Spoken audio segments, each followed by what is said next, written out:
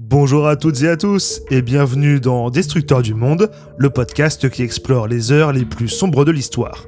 Aujourd'hui, on va à la Grenade en 1983 pour y parler de l'invasion de l'île par les Américains.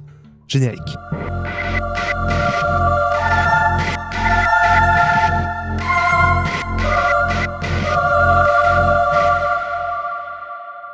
La Grenade est un petit État situé au sud des Antilles qui accède à l'autonomie sous la tutelle du Royaume-Uni en 1967 avant de proclamer son indépendance en 1974.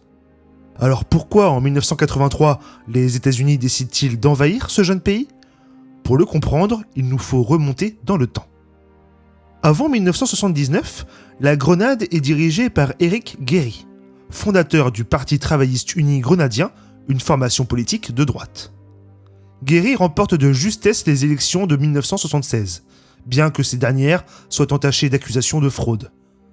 Autoritaire, il s'appuie sur une milice, le Mongoose Gang, pour réprimer les opposants, allant jusqu'à faire assassiner certains d'entre eux. Face à lui, l'opposition s'organise autour du New Jewel Movement, le NJM, un parti marxiste-léniniste fondé en 1973 par Maurice Bishop, un partisan modéré des idées castristes. Profitant d'un déplacement d'Eric Gairy à New York, où ce dernier se rend aux Nations Unies, le NJM orchestre un coup d'État en 1979. L'opération, presque sans effusion de sang, 2 morts sont à déplorer, marque un tournant. La Grenade devient alors le premier et unique État socialiste du Commonwealth. À la tête du gouvernement révolutionnaire populaire, Maurice Bishop suspend la Constitution. Sa popularité est forte, la population accueillant favorablement la chute d'un régime corrompu et brutal. Bishop entretient par ailleurs de très bonnes relations avec Fidel Castro, qui soutient la construction d'un aéroport sur l'île, financé par Cuba. Ce projet devient rapidement source de tensions avec les États-Unis. Le président américain Ronald Reagan y voit un projet à vocation militaire, susceptible d'accueillir des bombardiers soviétiques. Dans une allocution télévisée prononcée le 27 octobre 1983, 2 jours après le début de l'invasion américaine, Reagan décrit ainsi la situation. En 1979, les problèmes ont commencé à la Grenade. Maurice Bishop, un protégé de Fidel Castro, a planifié un coup d'État militaire, renversant le gouvernement élu sous la constitution laissée par les Britanniques. Il a sollicité l'aide de Cuba pour construire un aéroport, officiellement destiné au tourisme, mais curieusement capable d'accueillir des avions militaires, y compris des bombardiers stratégiques soviétiques. Un autre facteur de tension entre Maurice Bishop et l'administration Reagan réside dans le message d'émancipation porté par le New Jewel Movement. Ce discours, qui trouve un écho particulier au sein de la communauté afro-américaine, résonne d'autant plus fort que la Grenade est un pays anglophone. Sur le plan économique, la Grenade souffre de ses mauvaises relations avec les États-Unis, son économie reposant largement sur le tourisme nord-américain. Malgré ces difficultés, Bishop jouit d'une bonne image auprès de ses concitoyens. Sous sa direction, les infrastructures du pays s'améliorent et des avancées notables sont réalisées dans le domaine des droits des femmes. À ses côtés, on trouve Bernard Cord, un ami d'enfance de Bishop. Cord rejoint le NJM en 1976 et devient vice-premier ministre sous Bishop, mais des divergences politiques commencent à émerger entre les deux hommes. Cord, léniniste convaincu, adopte des positions beaucoup plus radicales que celles de Bishop, ce qui provoque des tensions croissantes au sein du parti. Ces différents politiques finissent par paralyser la capacité du NJM à élaborer une stratégie commune.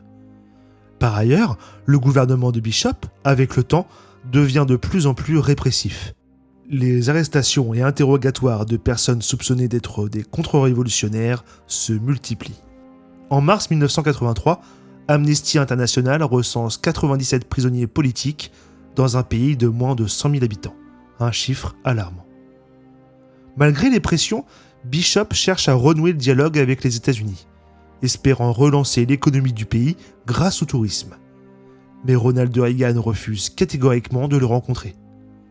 Sur le plan diplomatique, La Grenade est isolée dans la région des Antilles, ne comptant que sur le soutien de Fidel Castro à Cuba et de Daniel Ortega, le président sandiniste du Nicaragua.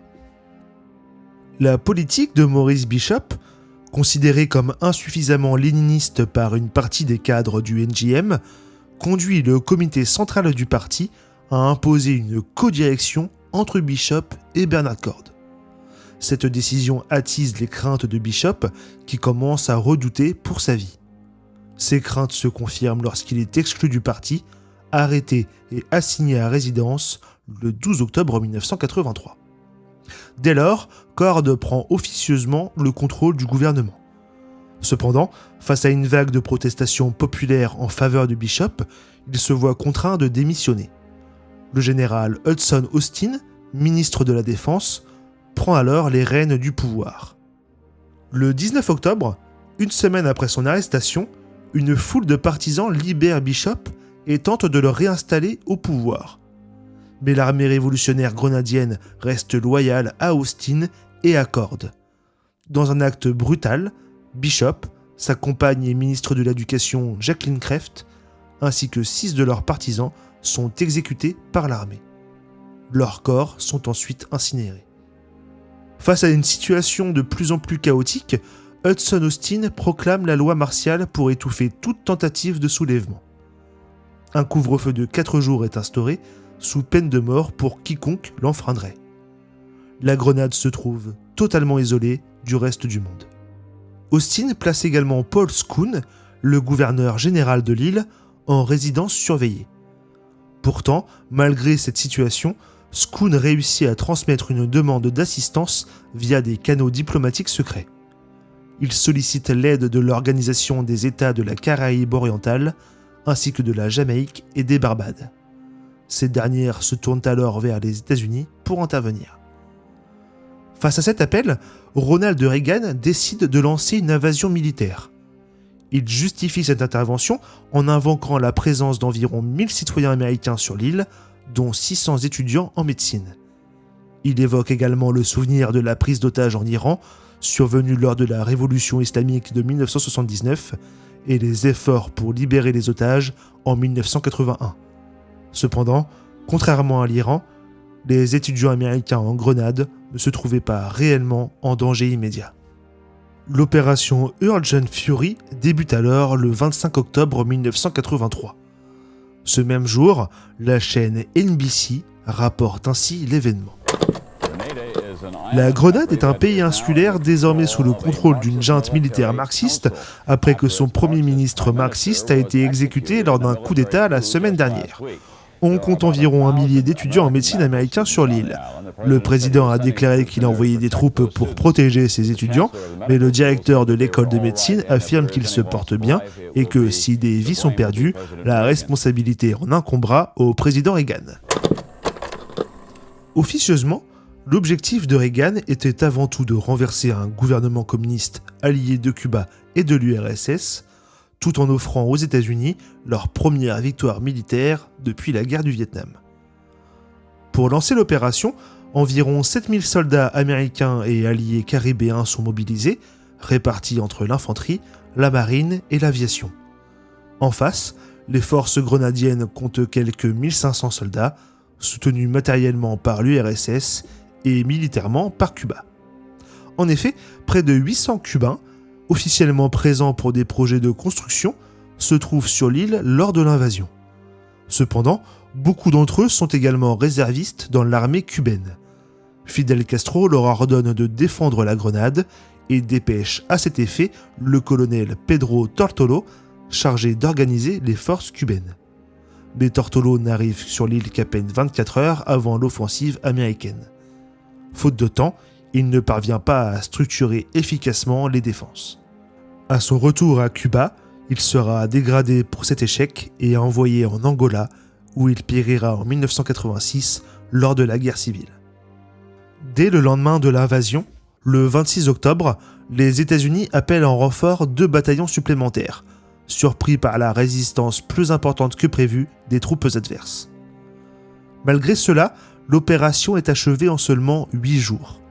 Au total, près de 8000 soldats américains sont mobilisés au cours de l'intervention. Les troupes resteront sur l'île jusqu'en décembre 1983 pour assurer la transition et maintenir l'ordre. L'invasion américaine suscite de vives critiques au sein de la communauté internationale, y compris de la part de membres du Commonwealth comme le Canada et Trinité et Tobago.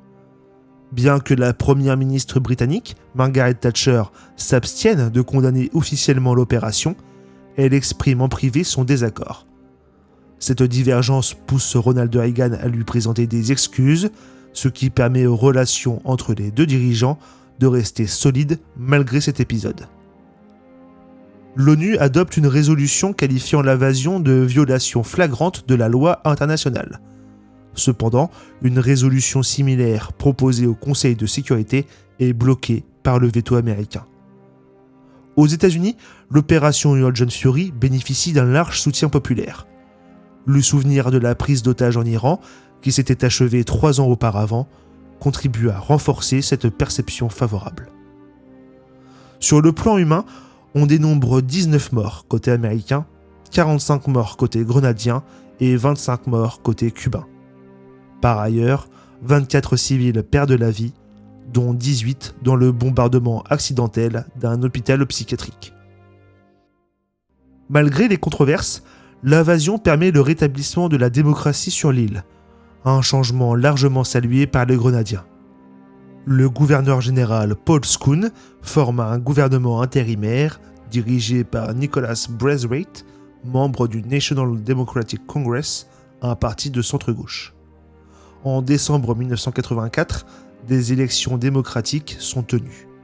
Elles sont remportées par le New National Party, un parti de centre-droit, avec à sa tête Herbert Blaise. En 1986, un procès s'ouvre pour juger les 17 personnes accusées d'avoir orchestré l'exécution de Maurice Bishop et de ses partisans. Parmi elles, Hudson Austin, Bernard Cord et son épouse Phyllis Cord, ancienne vice-ministre des Affaires étrangères. 14 des prévenus sont condamnés à mort. Toutefois, ces peines sont commuées en prison à perpétuité en 1991. Le procès initial est finalement jugé inéquitable et les sentences sont revues en 2007. Hudson Austin est ainsi libéré le 18 décembre 2008, suivi de Bernard Cord le 5 septembre 2009. Phyllis Cord, atteinte d'un cancer, avait déjà été libérée pour raison médicale en février 2000. À ce jour, Bernard Cord continue de nier toute implication dans l'ordre donné d'assassiner Maurice Bishop. Merci d'avoir écouté cet épisode de Destructeur du Monde. Si vous l'avez trouvé intéressant, n'hésitez pas à vous abonner et à le partager autour de vous. On se retrouve quant à nous dans 2 semaines pour une nouvelle plongée dans les pages sombres de l'histoire. À bientôt.